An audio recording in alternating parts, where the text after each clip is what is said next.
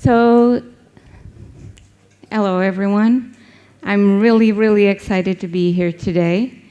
And the first thank you note will go directly to the organizing committee. So thanks for having me here to share with you some of my more recent enthusiasm. And thank you all for being and for choosing to be here today to share with me also your insights regarding this topic. So we'll be talking about decentralized blockchain oracles in the spotlight. So let's look at them and let's see what is a decentralized blockchain oracle. So, about me. I'm Catarina. I'm a professor. I've been teaching for the last 20 years in a higher education institution that is located based in Leiria. It's nearby. And I've been a professor and a teacher regarding object-oriented programming, Java. I've also taught software engineering, agile practices, and a lot of software quality. So if you have already joined a talk about observability, so this is one of the quality issues that I talk about in my classes. So besides being a teacher, I'm also a researcher. So I conducted a lot of research regarding my PhD that's in the topic of electronic health or health and informatics applied to health. And more recently, I became the head of research and innovation for a software development company. I could start because I've been around for a couple of years now. You can look at my gray hair. So I'm a lot of things, but I'm also a volunteer. And I pay specific attention to the volunteer part because, as you can see, I put the logos down here. The two first logos are my professional organizations, and the other logos are the communities that I join as a volunteer. So I'm a member of the IEEE, the world's largest organization regarding engineering and science. Within IEEE, there's a small technical community called Blockchain Initiative, and there is also an affinity group called Women in Engineering. And I'm also a proud member of the Geek Girls Portugal. And why do I speak about volunteer is because I believe that I always grow when I join a community. So if you're not a member of a community, please join a community of your interests. And this is about me. So about you. And about you. Can I have a show of hands for all of you that are blockchain enthusiasts? Okay. And blockchain developers? More or less, okay. And software developers? Software engineers? Okay. And which one of you, there's always at least one, believes that blockchain is just a hype and it will go through in a while? None? Okay. Okay.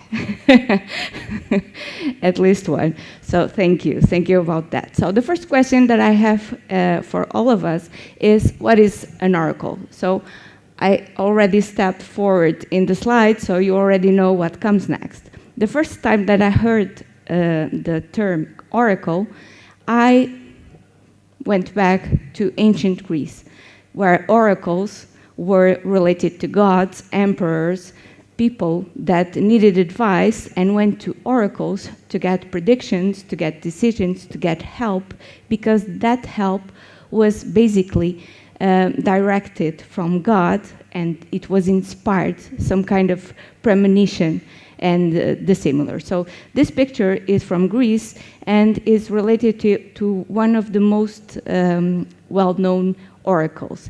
It was called Pythio, I believe, and it was composed by 3 female priests that actually were only available one day per month to actually provide with their predictions. So this was my first inspiration or my first thought related to oracles.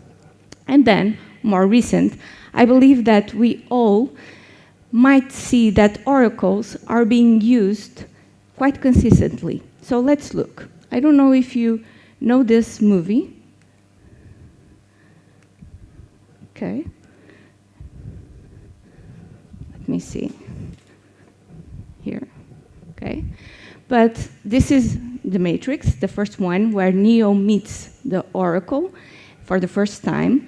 And their conversation is quite interesting, because basically the Oracle tells Neo, so yes, bingo, I'm the Oracle, but it's not quite what you were expecting, right? So keep this thought in mind, because it's about our session today, okay? So,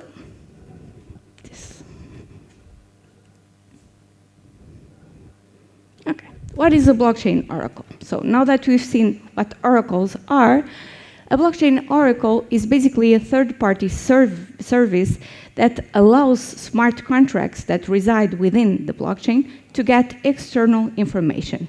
One of the main and ground rules of blockchain is that it has to be deterministic. So everything that gets computed inside the blockchain needs to be repeated and provide exactly the same result. So when we're looking at real-world data where something might happen and something might not happen, this does not produce quite deterministic data. So in order to bridge between blockchains and the external world, we need to make some adjustments and create a new kind of services that allow blockchains that actually are isolated for security reasons, for privacy issues, for auditability issues, for traceability issues, that actually can interact with the outside world. So this access might become vital sometimes. The Oracle problem. So we have blockchains. Since we started this session, another infrastructure of blockchain has already appeared. So yes, please choose your flavor. You can choose each one of them. They usually don't interact with one another. So yes, they're basically isolated. And we have real-world data and events. And some examples are weather stations, wireless sensor networks. We can have GPS information and stock market predictions. So we have everything going on in the world, and we have blockchains that are isolated from what is actually happening in the world. And we have to mind the gap. We have to be aware that the gap exists, and we have to connect everything. So let's see a practical example. I don't know if you know Alice and Bob. Have you heard something about them? Yes? Okay. So we're in the good session. Okay. So Alice and Bob are huge soccer fans, okay? And basically, Alice likes Sporting Portugal, and Bob likes Porto, Futebol Clube de Porto. And Sporting and Porto are going to play a match, okay? So Alice and Bob are going to place a bet where they will use the blockchain and a smart contract that has all the rules of the bet. And basically, when Alice bets 100 euros and Bob bets another 100 euros, only one of them will get the full price at the end. And because of what? Because those two teams, they might tie, or one of them will win, right? So if they tie, they will both lose the money.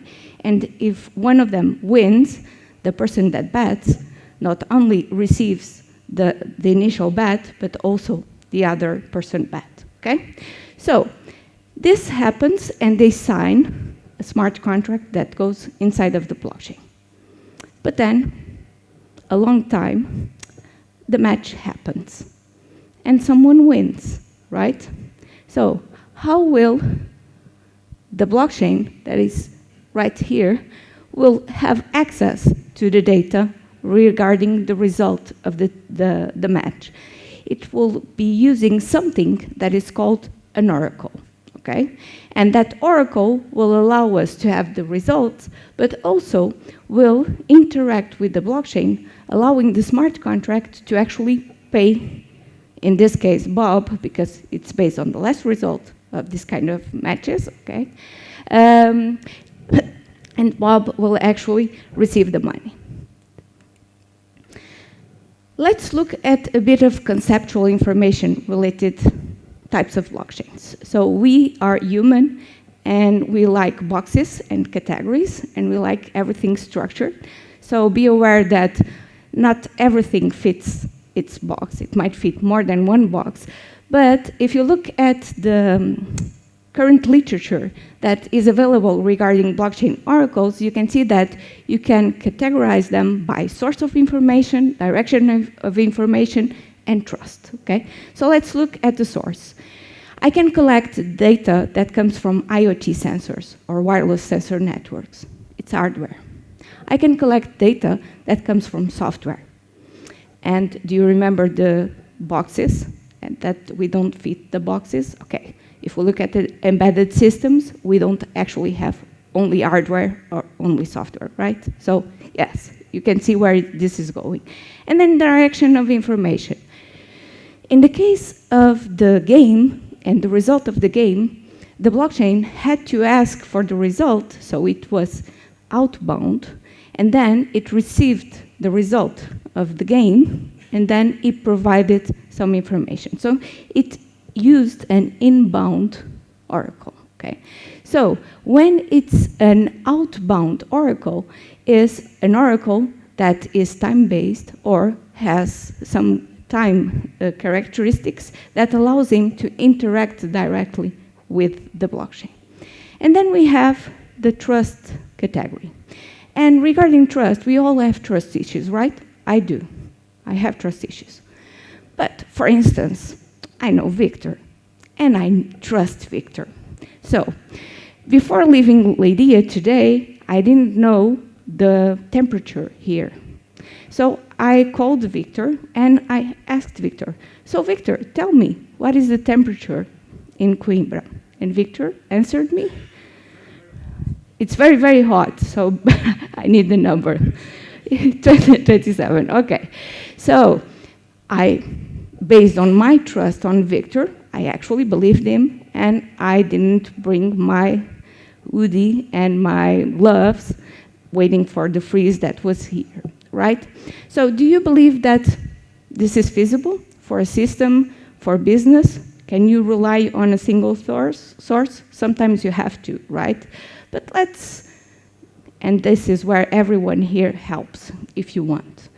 Please share with me the perceived temperature that you are receiving at the moment. Can you? Please join its Mentimeter, okay? You can use the QR code or the link and then put the access code.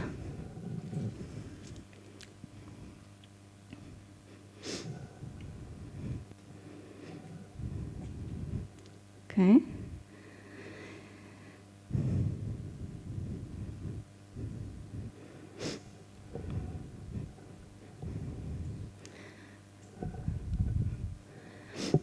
So let's wait for one more answer. Can we have one more answer? 13 is a very good number. So 13 people have answered different questions. You might see the questions that are over there, but the average result is about 27.5. So what I know about this is that, first, we're not all robots, so you didn't heard the 27, and you didn't answer all 27, because we're humans. So the first thought of many of you was, no, it's not 27, it's higher, okay? Most of you also checked a weather application before submitting the result.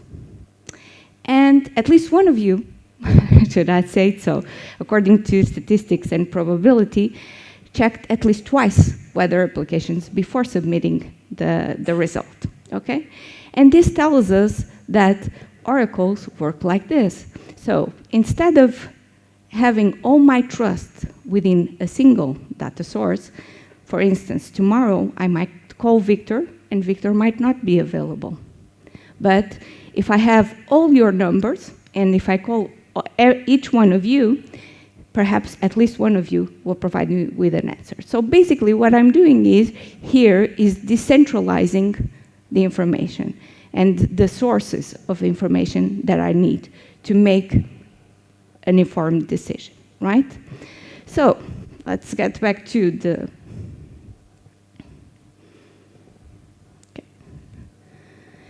trust, and basically this is the difference between the oracles. We can have centralized oracles or we can have decentralized oracles. Just one side note, Victor, I still trust you, okay?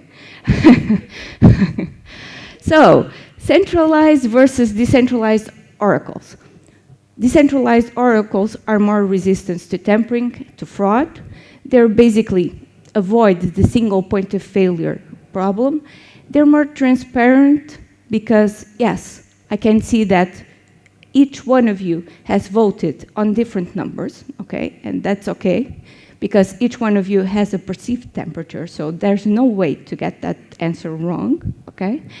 Reliability, since I have a lot of sources, a lot of data sources, I have more reliability, and I have built a trust in data sources. So basically, what I'm saying is that when I have a decentralized approach, I don't need to trust you.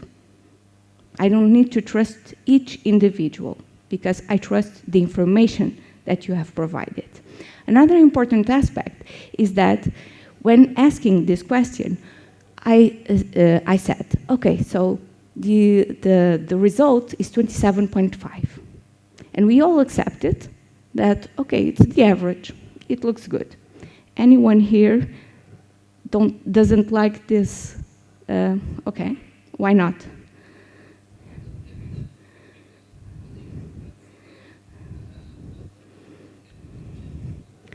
Okay, he is correct.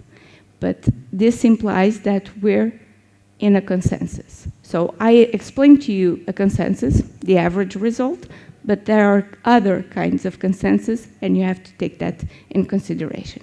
So why decentralize?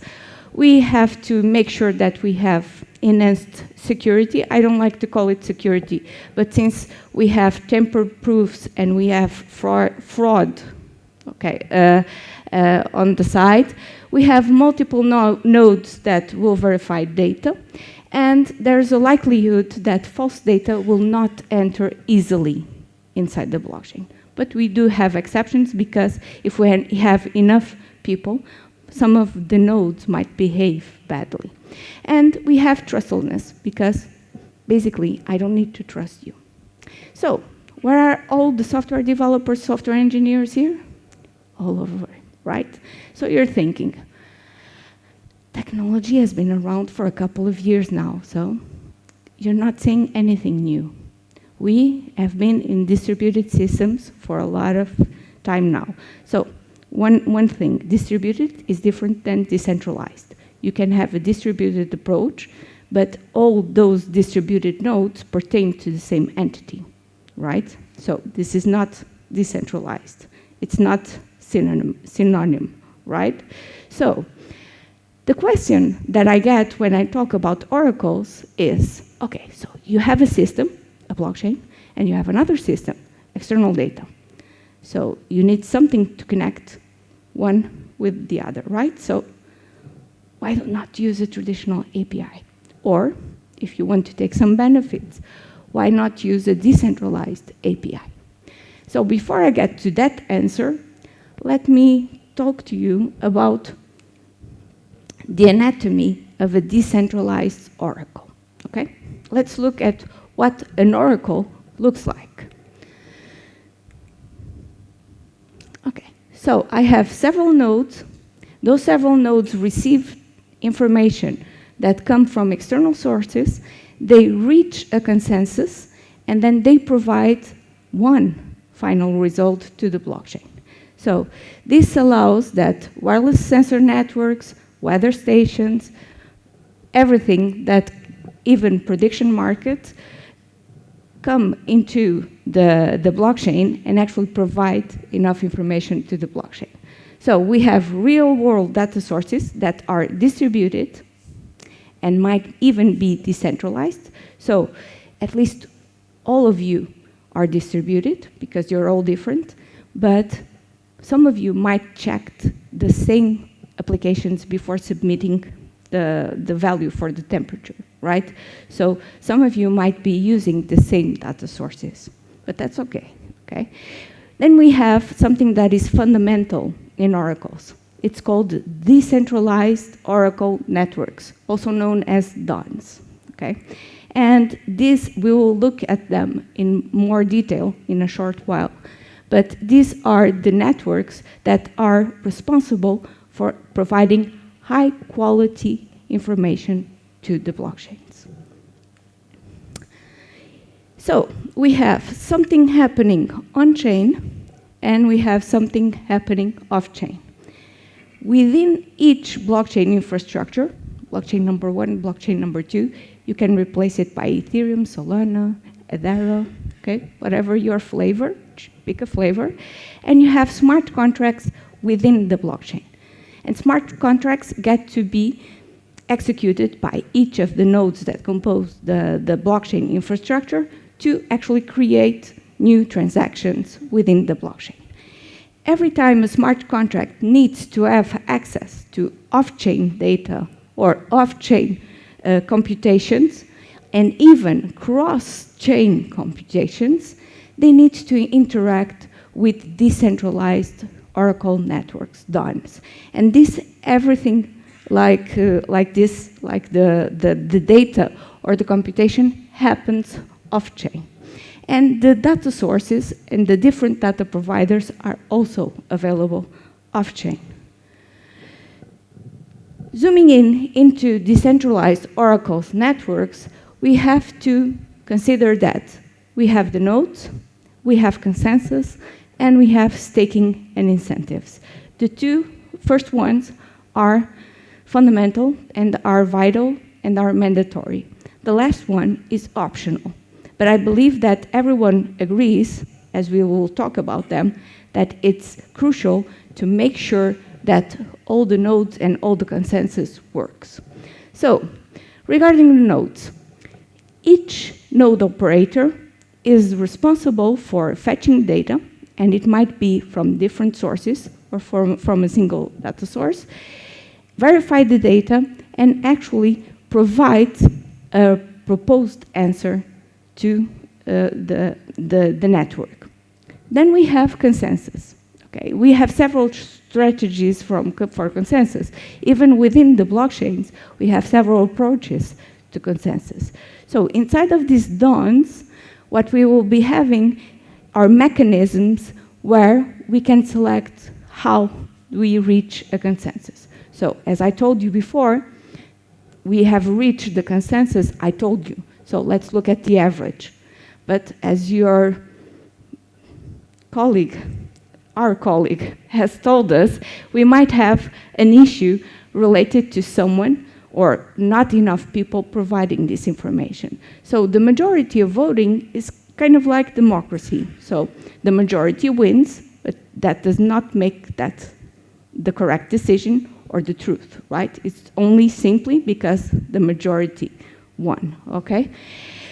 We also have, and this is one of the most used strategies within decentralized Oracle networks, a system of weighted voting. And the weighted voting relies on a weight that is directly related to reputation. Okay? And reputation is directly related to the work that each node operator performs on the network. So, if we look at the scale, the higher the reputation, the better you will be considered within the network. And this is where the last part, the staking and incentives, enters. Because if we have node operators incentivized, they will actually like the work that they're doing. And why is that? Because they're earning reputation. And usually reputation means earning rewards. What happens when a node does not comply with the quality that is demanded? It gets penalized. So its reputation will suffer, right? And basically, when these kind of strategies are in place, what happens is that each node provides with a stake. So it has an amount of money that it stakes. It puts like a bet, right? So I'm saying that I will give 10 euros of my own money, and in the end, I will be rewarded with a percentage of the money that I'm putting in. Basically, these are the main components of decentralized Oracle networks. How has blockchain oracles evolved? So around 2014, the first most known oracle has appeared. It's called Oraclize, and now it has suffered a rebranding to Provable, and it was launched. Okay? It was one of the first decentralized services available, and the first thing that they tried to do was to actually connect two different blockchains. Okay? For instance, one of the huge problems, okay, it's relative, right? One of the huge problems within NFTs, okay, non-fungible tokens, the images that everyone sees the value or not in them, is that if you have an NFT in a blockchain, you cannot move it to another blockchain, right? Because you don't have interoperability. So if any of you here is working in this topic of interoperability between blockchains, you're my hero, okay? Because there is a lot of work there to do. So that was the first one. And then 3 years later appeared Chainlink. And Chainlink is currently one of the most popular Oracle networks available. And why is that? Because Chainlink is very easy to work with. It provides a set of services that can connect directly to data sources, to APIs, and it has a generic approach to APIs, so you consume an API and you get an answer, and you actually can proceed with that. And then in 2019 appeared the first decentralized Oracle network that was actually the one available for real-world data and actually collect real-world data regarding IoT sensors. In 2020 appeared the band protocol, main focus, cross-chain interoperability between different structures, and 2021 Flux launched the decentralized Oracle network to create custom oracles. So you might use this infrastructure to build your own oracle, okay? So do you remember your feels like answer that everyone gave? Okay. So let's ask the oracle. So I prepared a very simple smart contract, and I will try to guide you throughout the process of creating the smart contract and actually interacting with a specific DON. Basically, it's the chain link that I just presented. It's the most widely used, and we're basically consulting an endpoint, an API. So,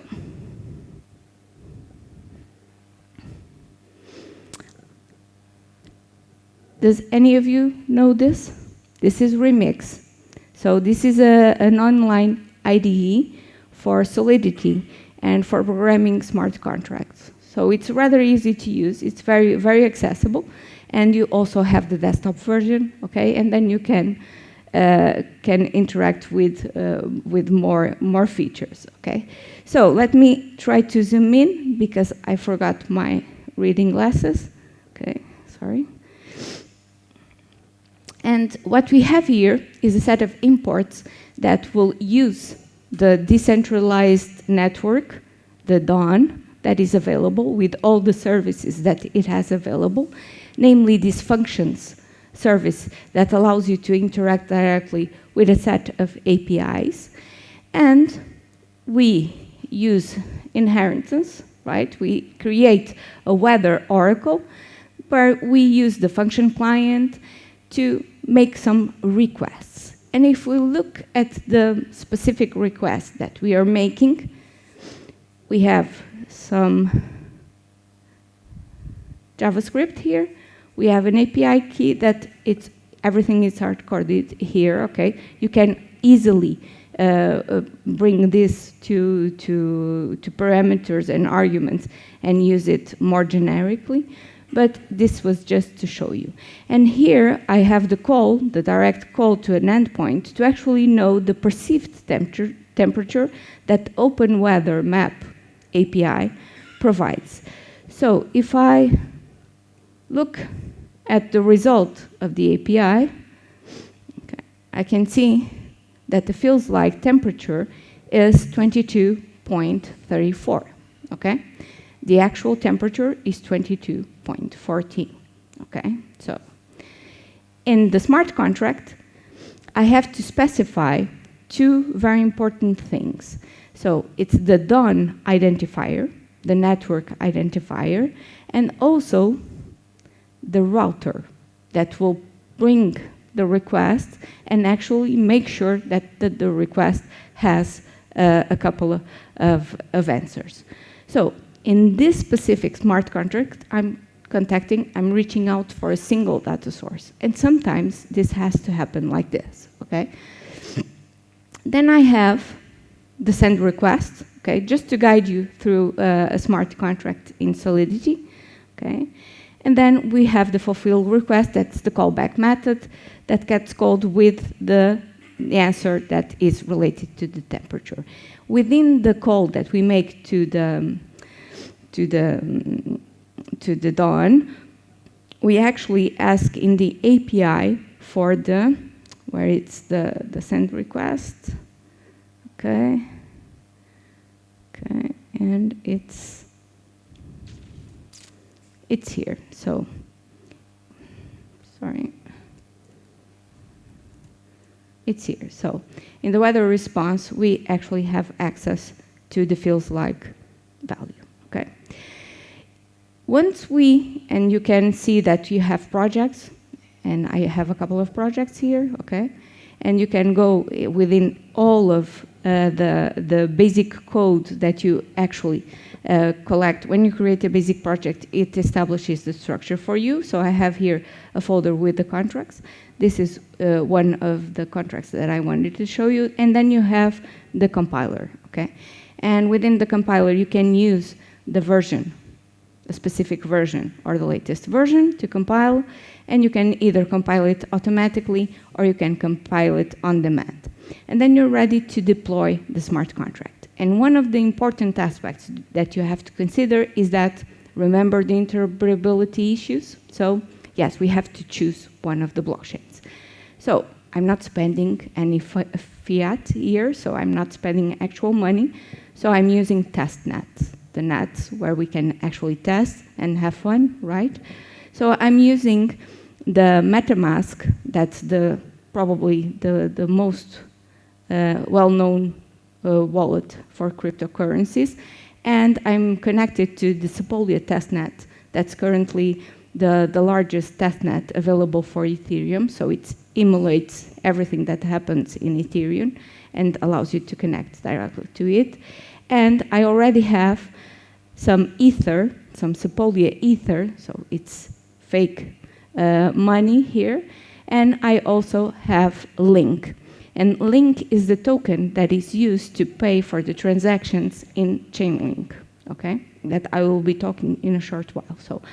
So far, I only wrote the smart contract, and for the purists in smart contracts and blockchain, this is what might be called an hybrid smart contract. And why is that? Because it doesn't simply execute within the blockchain. It goes out, right? So it has one foot outside. After this, okay, and since we're using MetaMask to actually deploy the contract, let me see if this works, okay? So you have to pay for everything, right? You know that. Sometimes we forget because we're very used to free services where we are the product, right? But Someone has to pay for all of this. So this is the first request. When I want to deploy a contract over in blockchain, I have to estimate fees, and I have to make an estimation for how much money will I pay, and I will pay for the transaction and for the work for all the nodes within the blockchain, not the decentralized ones. So it keeps updating the fees. And once I confirm, the transaction starts, and that one got an actual result, and I have the signature and the availability of the contract here available. A contract has an hash, an address, that actually identifies uniquely that contract, that smart contract. So the smart contract is available, and the send request here is also available, and I get the temperature also here. All of this is very important, but it only works inside the blockchain. So if I want to actually make that connection to the outside world, I have to send the request. And in order to send the request, I already have the router and the DON ID specified inside my code. But I also have to make sure that within Chainlink, that is available here, okay, in the functions, because they have several products available, okay. So this one is extremely important if you want to generate unique random numbers. This one is very important if you're into DeFi and you want to make sure that you sell all your cryptos before they go down. And this one was the service that I was talking to you about, where you actually have to create a subscription, because you have to make sure that when you send a request to that DON ID and to that router address, you actually get served. And I don't know what happened today, but as I will show you in a short while, Chainlink functions are not quite functioning since 2 a.m. today, okay? So I don't know if it's an overload in the Sepolia testnet or if it's some kind of issue with the Chainlink DON, okay? But I will show you basically what a subscription looks like. So this is a subscription for another kind of answer. It's the Star Wars people. When I consume an API and it tells me the name of a character from Star Wars, okay? But I can use the same smart contract and the same subscription to add several consumers. So if you can see, each one of these consumers is a smart contract that has access to this DON and has access to the router, so it's able to use it and to get an answer from them. So let me go here and let me try to choose, yes, copy to the clipboard, and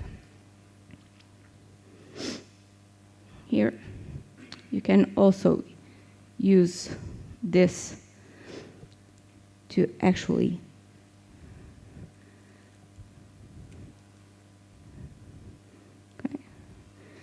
get a specific smart contract that is already deployed in the same testnet, okay? If you look here, we're looking at the Sepolia subscriptions, okay?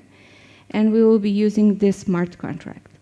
So for usage of this smart contract, in the request that I make, I have to indicate the subscription ID. So I will go here, and I will put 2993, and this is where I believe that we will not be able to get an answer, not today. I will try, even so. There are some issues related to the gas estimation that aren't simply working, but what will happen is that it will ask me to pay, and this time I will pay in Ether for the transaction, but within the decentralized Oracle networks, I will pay with the other token, with the link token, because Ether is for the transactions and for the calls, and within the DON, I have to pay for each of the nodes. So yes, it failed, but what it should be doing is that it should be coming here, and it should comply with a fulfillment. So in the fulfillment, there was some computation and the callback got called. So I have a lot of details that basically go from the available. Okay, no, let me go back and back, okay. So I have the details regarding the request that was made and how much was spent, okay, and who originated the request and who provided the answer. So within all of this, when I get back to Remix and I actually call for the value of the temperature, it was supposed to appear, okay, so this is the last value that I was able to achieve on June 2, okay, so 2 days ago, around 9 p.m., it was 1579, okay? Just to show you something that actually works, because somehow it's not working today. And basically, this leads us to, yes, it was supposed to provide me like this. And let me just call out to this. What you're seeing here is actually a call to an API, right? Okay, remember this. So, whether you're a fan of blockchain, whether you're not a fan of blockchain, whether you love your APIs because you have to live with them, key takeaways. So, oracles were the brand, the name that was given for the first approach to address the lack of interoperability between chains. Okay, and this is a huge problem. Everyone loves an island, okay? Everyone here wants to have its own island, but islands have issues because we need to travel between islands to be connected. Decentralized oracles handle systemic risk within the blockchain, okay?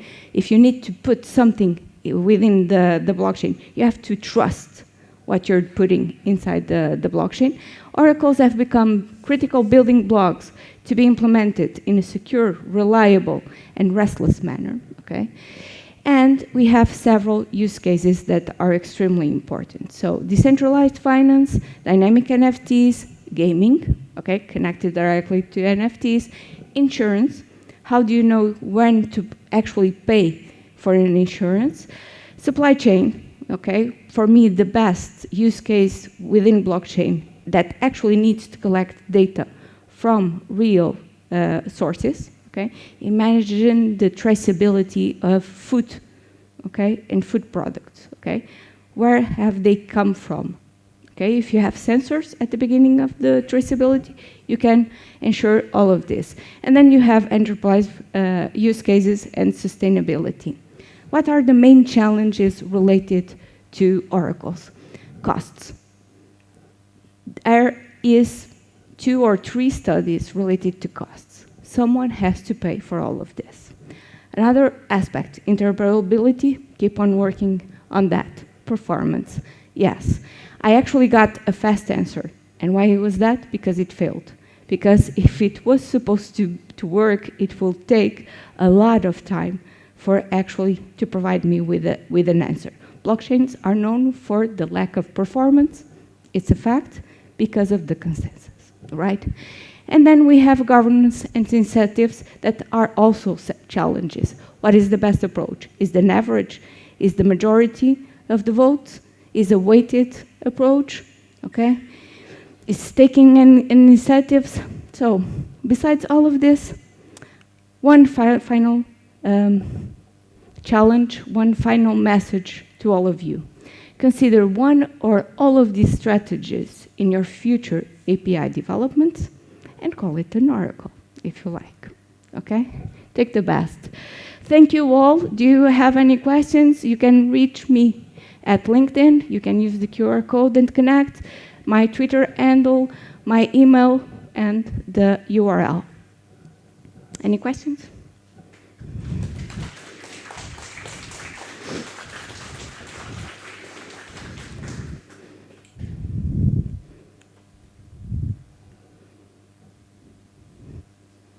All clear.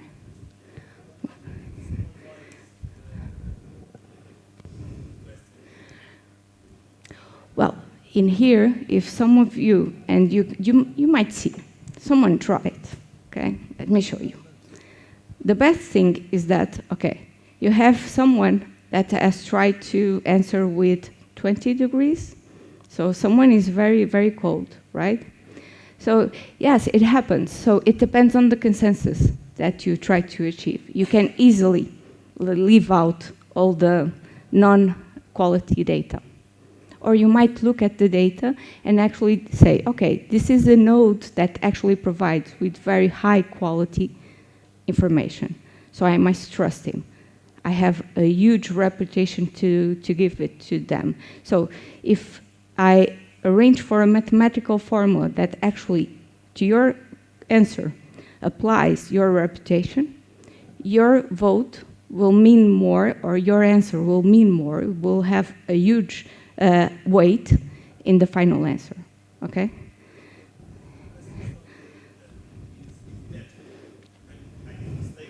Mm-hmm. Penalty? Okay, you might be without money.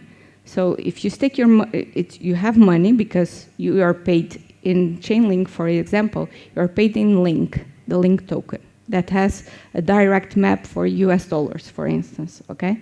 So it's money. When you're staking, you're putting money and you're saying, I'm providing with with some accurate information, thank you, with some accurate information. So if you get caught, you will lose all your money, the money that you staked, because this is one of the most widely used strategies, okay? You have to build your reputation, okay?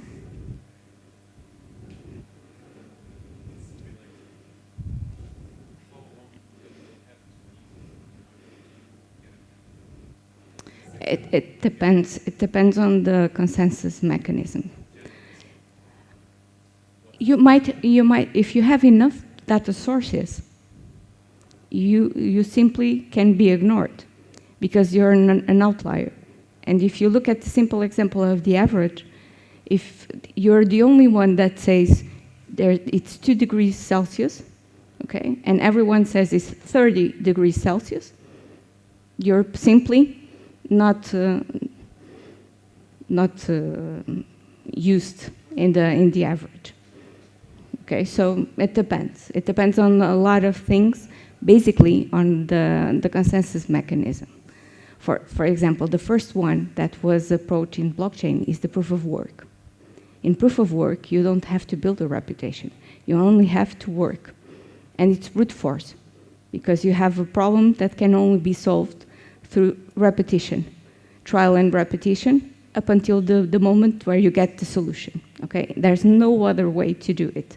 This is the first consensus mechanism implemented in Bitcoin, the proof of work, okay?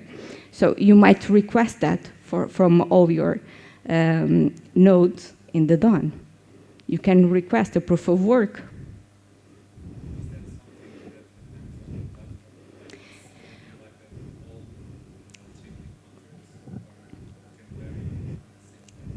It should vary, because, for instance, there's a triangle. Let's face it, we cannot have it all, right? So if you want performance, you have to lose security, for instance, or you have to lose quality of the information. And why is that? Because you're willing to get better performance. Okay, it's not so bad if I get bad information within the blockchain, okay? So it depends. Most of the oracles allow you to plug in your consensus. They provide you with a couple, the most widely used, the voting, the majority voting, and the weighted voting, okay? But then you can easily create your own and actually use your own. Not in the contract. It will be available for each node has a set of lines of code that he has to run. So imagine desktop servers, okay? Physical servers, okay? Each server is a node. So you have to put a program inside of each one of them, And they have to communicate with all of them to make sure that they provide with the final answer. Okay? So that code that goes within each server, each node, it's the code that is available for the decentralized Oracle network. It's the same when you are a node in blockchain. Okay? Smart contracts run on top of that. Okay? First, you have to make sure that as a network, you are able to find all the nodes, you are able to send your information to all the nodes. So this is basic infrastructure cleaning, let's call it like this. Okay?